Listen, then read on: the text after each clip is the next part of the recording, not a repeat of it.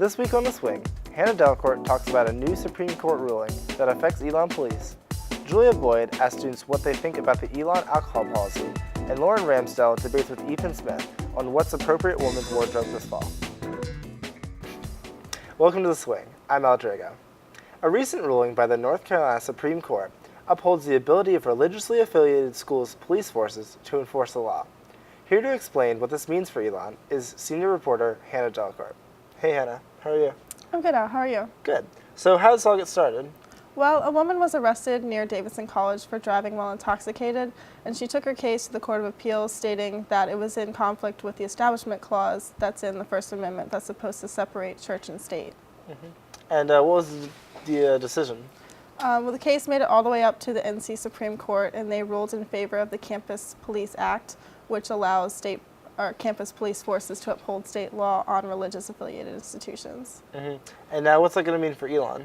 Well, Elon actually no longer meets the criteria to be called a religious affiliated institution. However, our campus police force were some of the prime motivators that pushed the 74G statute, which was used in the final rulings by the Supreme Court.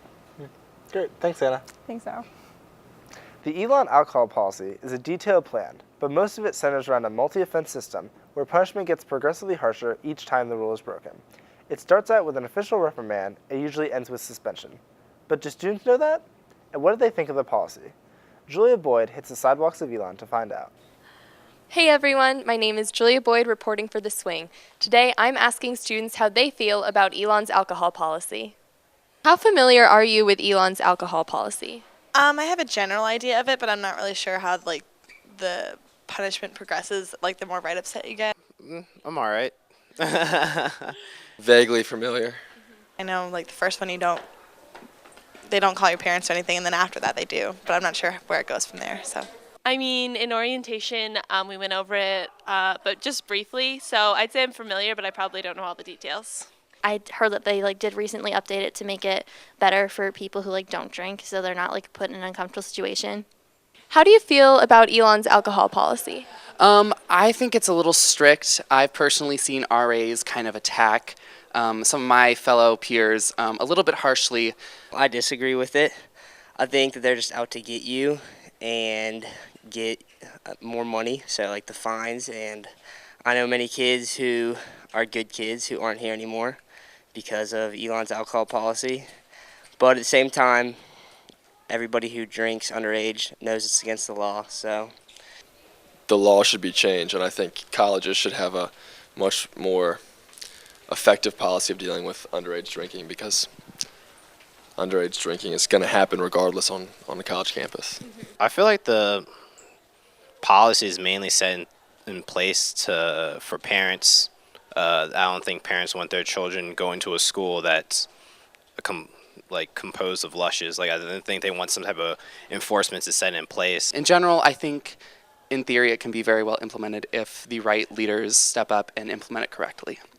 And also the Good Samaritan policy, I think, is really great to help save lives. Yeah, I think that's a great thing because it's really an important decision. You don't want someone deciding whether their friend's safety or them not getting in trouble is comparing the two and seeing which one outweighs the other. So I think it's good, and I think that more people should implement it, and it's strange that by more people I mean more schools should implement it, and that it seems kind of like a no-brainer. I can't believe that it didn't exist before, and it's probably saved a lot of lives. I've heard a lot of stories from people that didn't have this at their school, that a lot of dangerous situations happened because of it.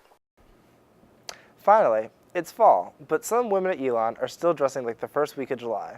Here to debate the trend is columnist Lauren Ramsdell and Ethan Smith. Hi, my name is Cassandra Cluse, and I'm here today with Ethan Smith and Lauren Ramsdell. Ethan and Lauren did two sides of the story in the Pendulum this week about the weather appropriateness of fall attire, and Ethan's stance is that women should dress a little more intelligently for the weather rather than wearing shorts and mini skirts. Lauren's stance is that women should dress however they want, when they want. So Ethan, let's start with you. What do you think about this? Being as I am a guy, it might seem a little bit ridiculous that I would be complaining about scantily clad women, but I would rather see an intelligent woman walking across campus with sense enough to don an overcoat and perhaps jeans with leggings under it instead of leggings and pants, instead of seeing them scantily clad and being able to ogle them.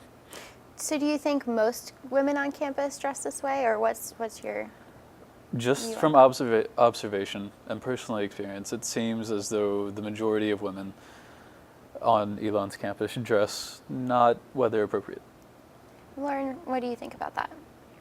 I think that it may be appropriate for what they feel. So if you're hot and it's 50 degrees, like, don't kill yourself by putting yourself in a, a big coat. But if you are just trying to be stylish and it's 50 degrees outside and you're shivering, it's a perfect opportunity for guys to come along and say, here, have my jacket, have my hoodie, and then maybe something can happen. Right, and I would love to be a gentleman and be chivalrous, but I don't want to be chivalrous for someone, or I don't want to be shivering for someone who's just doesn't have the sense to put on their own coat.